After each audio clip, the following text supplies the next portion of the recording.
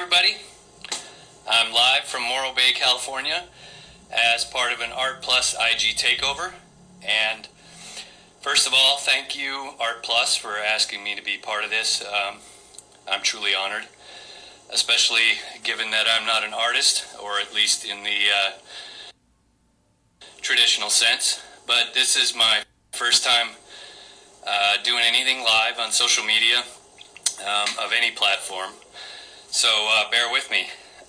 By all means, I will keep track of comments or questions, and feel free to interact, and I'll do my best to address anything you ask or comment on.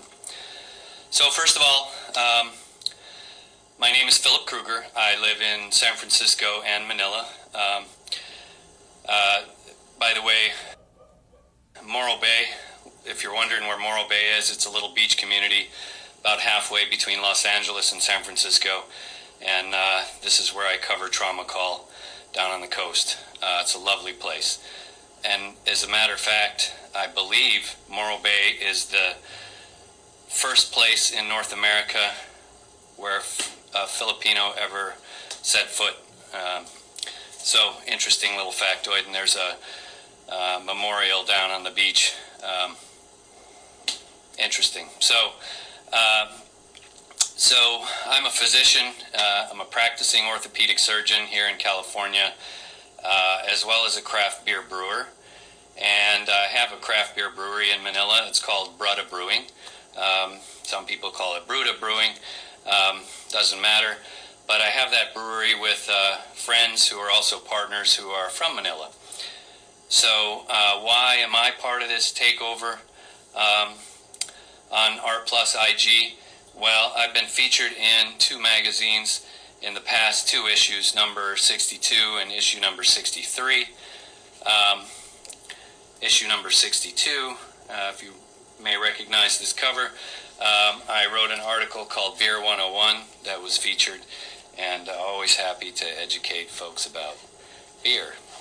And issue number 63, which was this issue, my bio was featured in there, and a little background about Brutta Brewing.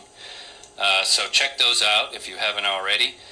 And as a matter of fact, I recommend you check them out electronically. So you can go to Art Plus's website, which is artplus.ph, and you can download any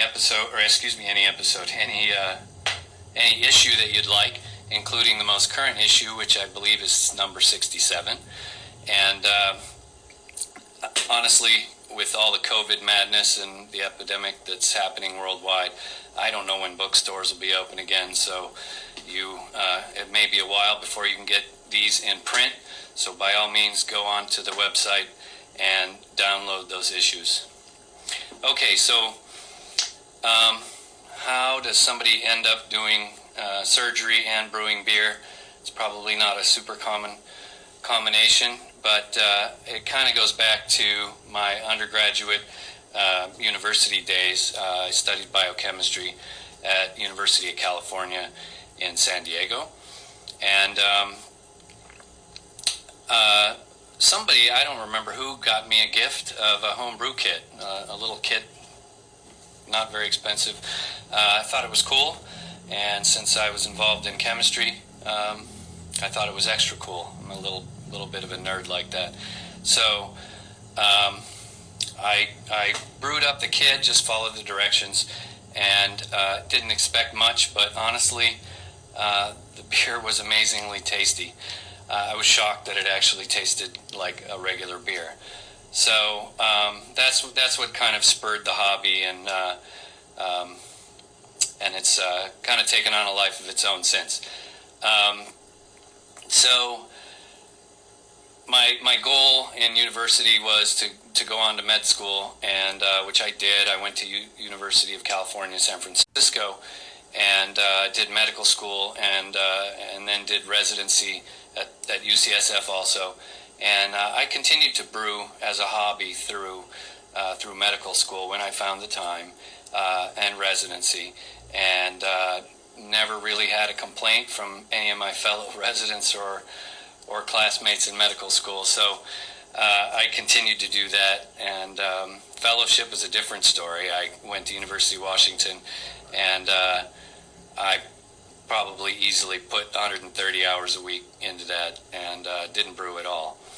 But after that, did start practice, came back to San Francisco, opened up a practice, and did primarily joint replacements, and did that for over 10 years.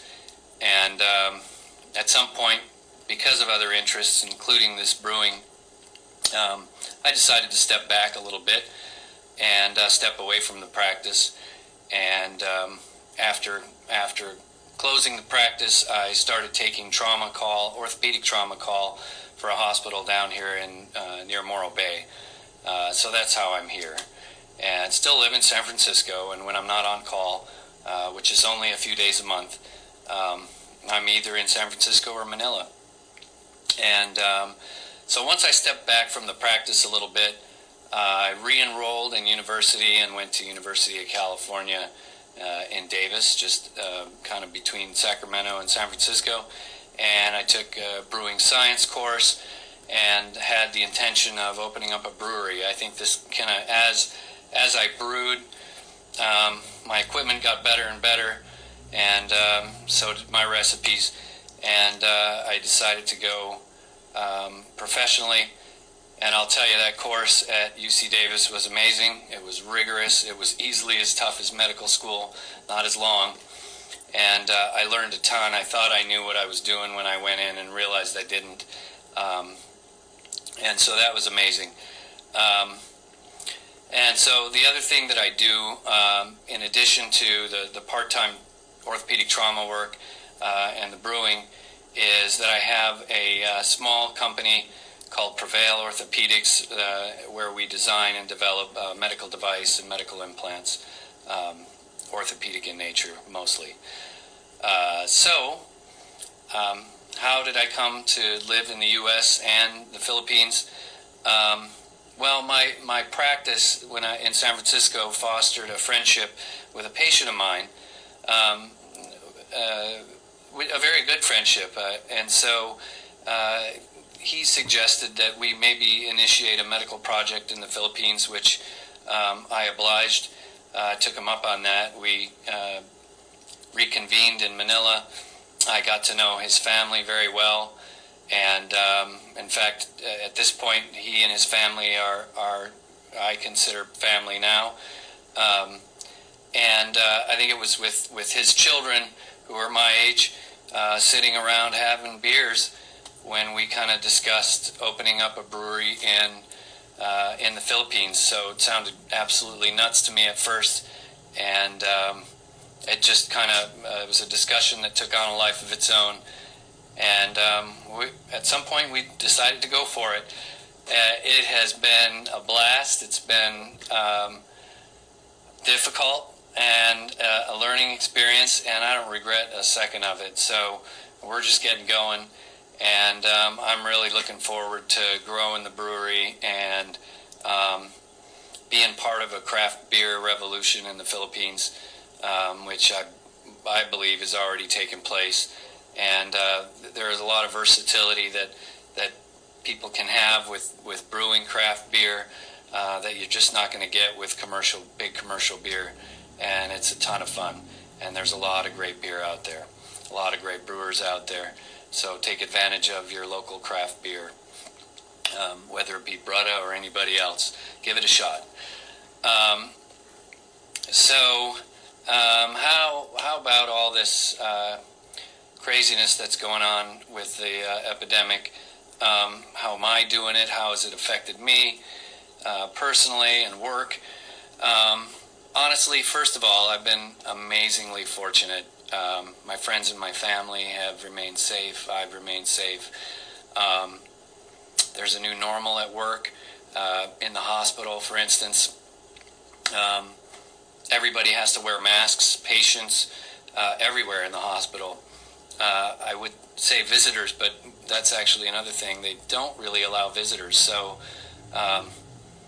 it's kind of sad. Patients come in for various reasons, and that don't have any family support. It's really tough to watch. So that's been tough. Patients have been pretty understanding. Everybody wants. I'll get to that question in a second.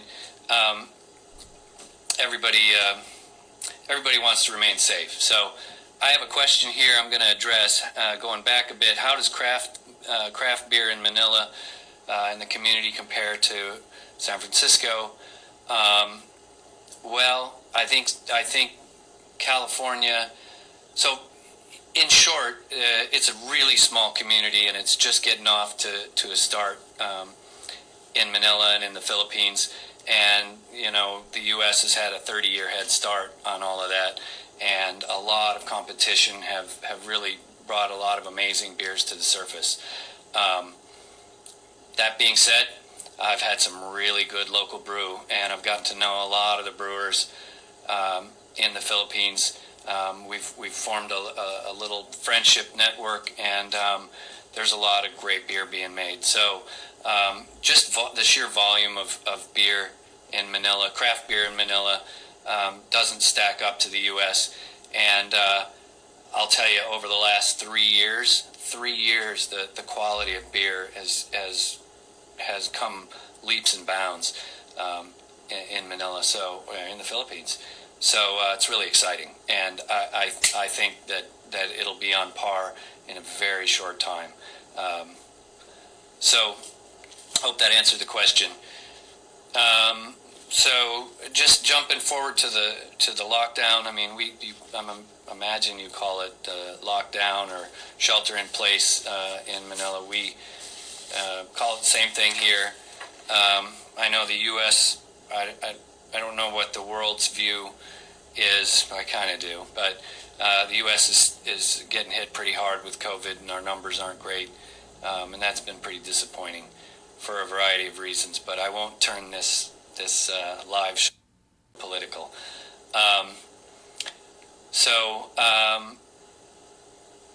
I think the Philippines has been stricter. Roadblocks and everything else. They've talked about it here. It's been threatened. We've never had any roadblocks or checkpoints, and to be honest, it's very self-enforced, which some people do very diligently, and a lot of people do whatever they want. That's disappointing. Shockingly, though, California has done very well. We're by far have the biggest population of any state in the U.S., and relatively speaking, I think we've done well. We did put in some pretty strict regulations early, thanks to the governor. So what have I done to keep busy during all this? Well, having a trauma schedule I already had filled out 6 months in advance. Nothing's really changed in terms of how much I'm working. I certainly was ready and available if healthcare needed me, but it turns out I've had to stick to the trauma, and I haven't been asked to do anything outside of that as of yet.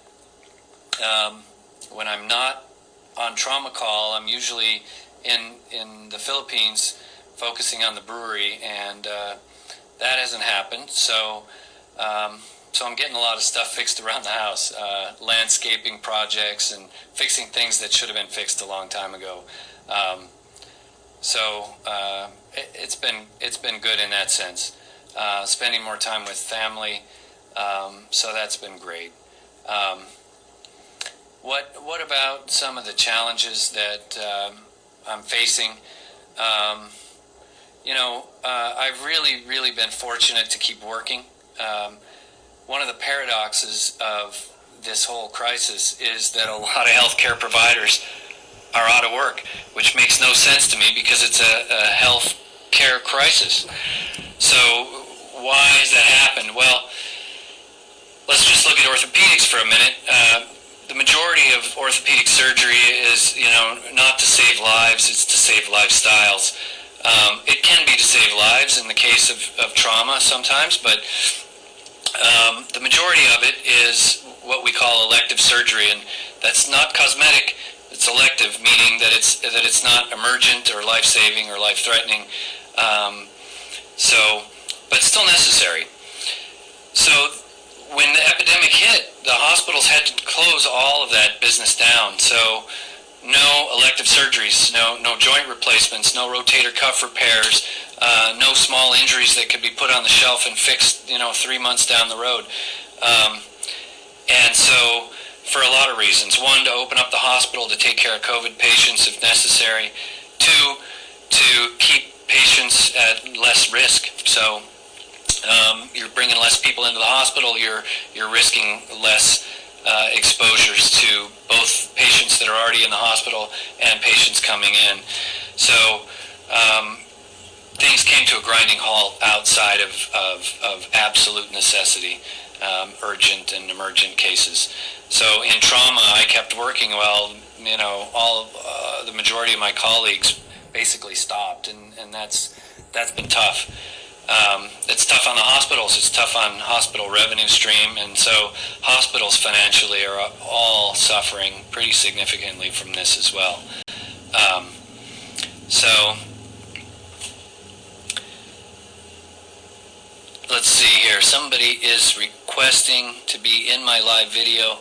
I have no idea how to do that. If somebody has a tip, throw it up there. I'm happy to let anybody in.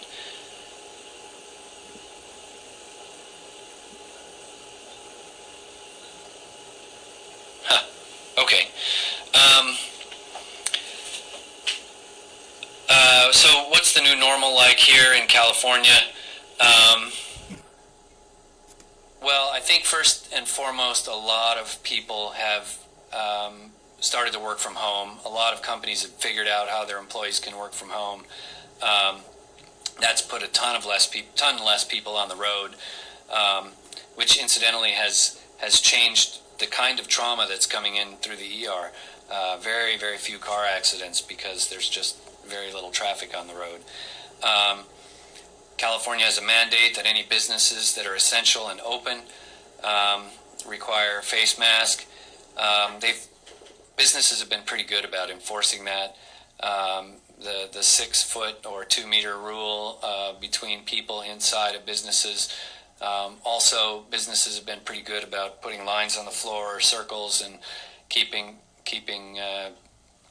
people, from getting too close to each other.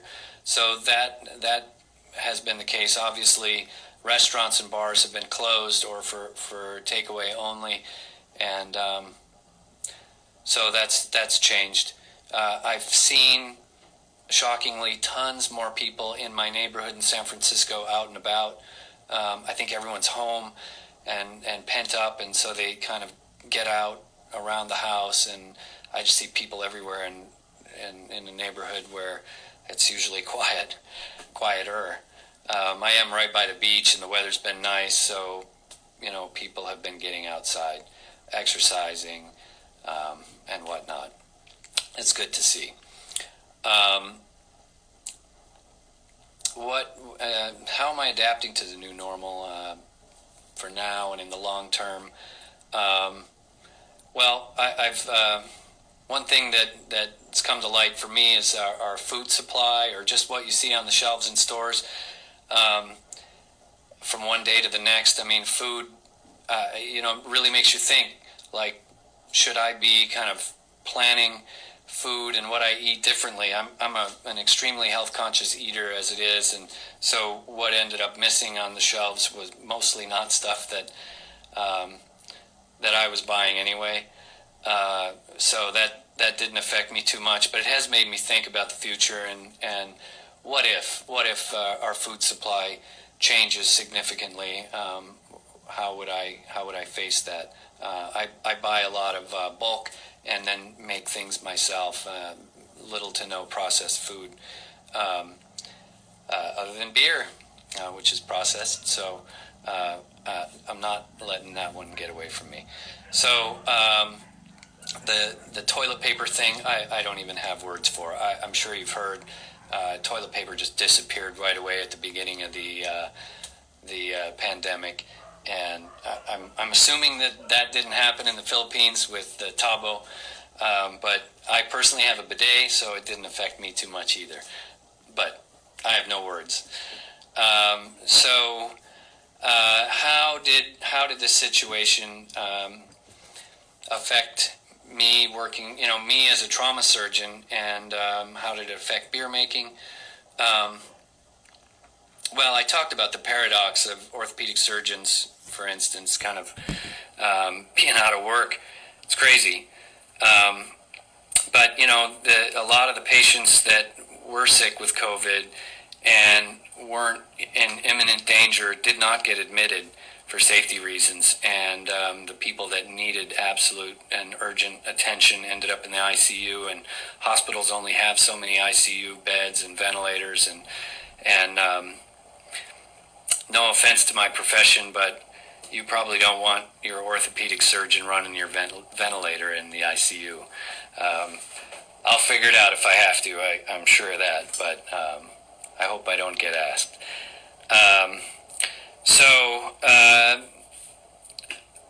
One thing with my trauma is lately, as I said, trauma still comes in. It's just different kinds of trauma. A lot less people are going to work. A lot less people are on the road, so the kind of trauma that comes in is different. Not getting the car accident trauma or the work injuries as much, and I'm getting different kind. A lot of people are doing nutty stuff at home. So if you're an adult and your kid has a hoverboard and you've had a few drinks and it's noon, don't get on the hoverboard, because you'll probably see somebody like me shortly afterwards. Okay. So, how about the brewery part of things? Well, obviously the brewery has been closed during lockdown, and yes, we still pay our employees. And obviously, I think even if we were open, sales would have been hit dramatically for obvious reasons. So we're going to get through it, though. We're going to be okay. And interestingly enough, I was scheduled to fly to Manila on March 10. Leading up to that, this COVID was kind of picking up steam, and I was a little concerned about leaving and then getting stuck in Manila and not being able to come back and cover trauma shifts that I was already on the schedule for, or being able to come back and then being stuck in quarantine for any given amount of time and still missing coverage at the hospital, and that would have left the hospital in a horrible bind. So I actually canceled the day of my flight. I called PAL, and they were gracious enough to put the ticket on hold for when I could use it. And interestingly enough, I believe it was 2 days after I was supposed to land that the airport closed. So I would have been stuck for sure. And it would not, I say stuck, I'd love to be stuck in Manila, but the brewery would have been closed. There wasn't a ton I could have done. The unfortunate thing is that the canning line will be up and running, and we will be distributing cans as soon as I'm able to get back to the Philippines, which, fingers crossed, I'm hoping is in late June. We shall see. But anyway, we'll be up and going. And right up to this point, where can you find Brudda Brew? I think the easiest place is at the Wildflower restaurants. We're in most, if not all, of the Wildflower restaurants. We're on tap right now since we don't have cans. You can get draft beer there. You can also get it at Pink's Hot Dogs and Bank Bar and BGC. And we've got 5 different brews right now. I'm pretty happy with them. And then we've also got a hard soda, a calamansi soda that we came out with. That's about 5.5%, and it's pretty tasty. So look for those in cans soon. If not, I know Wildflower has done a great job staying open and giving finding a way to get food takeout. So good on them. Probably not beer though. So how do I think the pandemic could change the craft beer business or even social drinking? From my perspective, I think that we have to find ways to get beer into consumers' hands differently. Something like this comes up. I had a lot of people message me and say, "Can you get me beer?" And it was really hard to tell them I couldn't. I wanted to, but I think I have to think. We all have to think in this business how to be ready for something and find a way to get consumers beer. And I think distribution, cans is certainly going to be one of the first things we do. And those of you who are yes, calamansi is great. We actually somebody commented that calamansi sounds nice. We actually have citrus and beer go together well, and we actually have a citrus beer. It's with calamansi. It's a relatively light beer. It's called Cali Cream Ale, and it's got a nice little citrus twist from the calamansi. So, and the kicker, it's super light. It's super easy to drink. 8%. So watch out, or don't. Just be safe. So anyway, cans, bottles. Everybody always talks about bottles. Oh, I like beer out of a bottle. Let me just say a couple things about that. First, cans preserve the beer much better. They have less leakage to the environment, to air, to oxygen. Absolute no leakage to light. Bottles do not. The breakage issue with bottles is less significant or nearly non-significant with cans. And cans are a lot lighter to transport. They leave a smaller footprint recycling-wise. They recycle easier than bottles.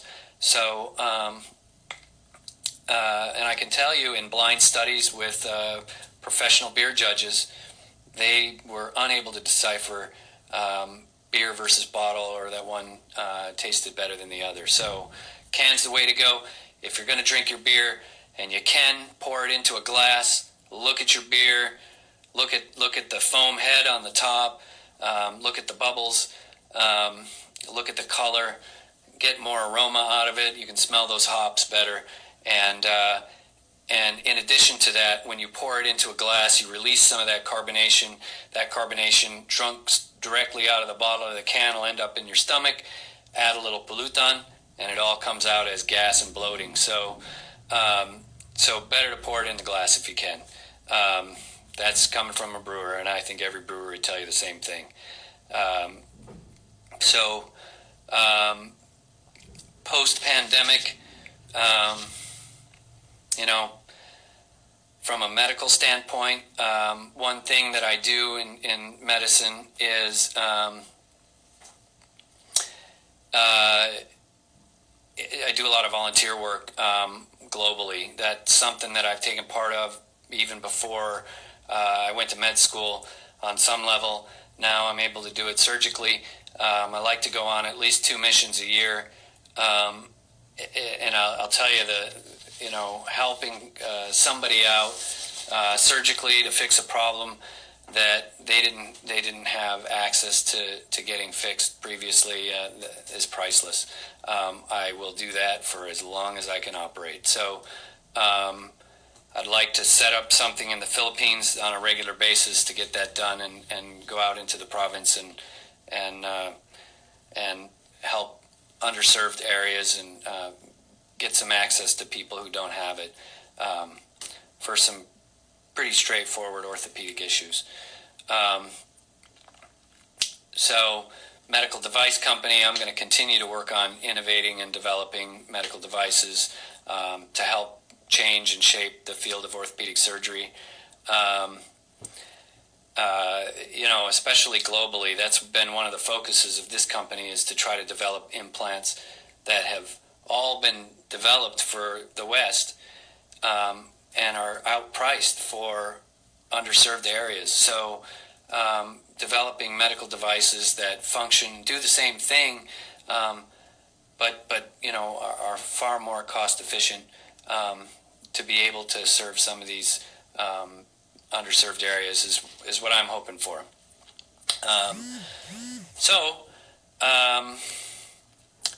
That, you know, that's something we're going to work on, or you know, as a group in with amongst my partners regularly.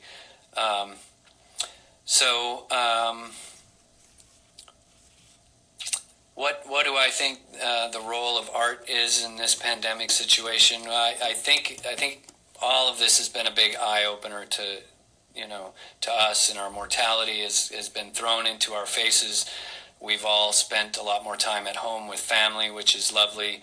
I'd like to think that we can look around and really realize what it is that's important to us, even after this clears, and stop and smell the roses and enjoy the beauty around us. And I hope that would manifest through a greater appreciation for art and the arts. So how would I like to remember these times? Just that life is fragile, it's short. Any one of us could go at any minute. You know, I think, you know, I think a lot of people have developed appreciation for each other. We're all in this together. This is a global epidemic, not you know, regional. So appreciating what's around us, and Tiger King notwithstanding. But yeah, I watched them all. Sad to say, but it was like a car accident. I couldn't take my eyes off of it. Anyway, you know, I'm running out of time here, so I just want to encourage everybody: stay safe, love what we have around us, treat each other as human beings with respect and compassion. You know, we're all in this together. There really are no boundaries. All of this, you know, barriers, you know, just don't mean anything in a time like this.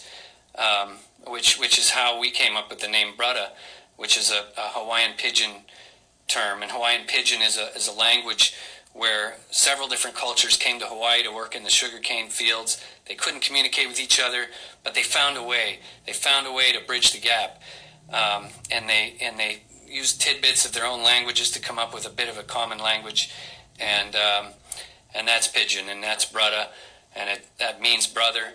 It absolutely means sister too, encompasses all of us. And in fact, our tagline in the brewery is breaking down barriers one brew at a time. And it was made on this premise. So with that being said, have a good evening. And once again, thank you, Art Plus, for having me. I'm very appreciative. And don't forget to go on artplus.ph and download those issues. Okay, that being said, have a good evening.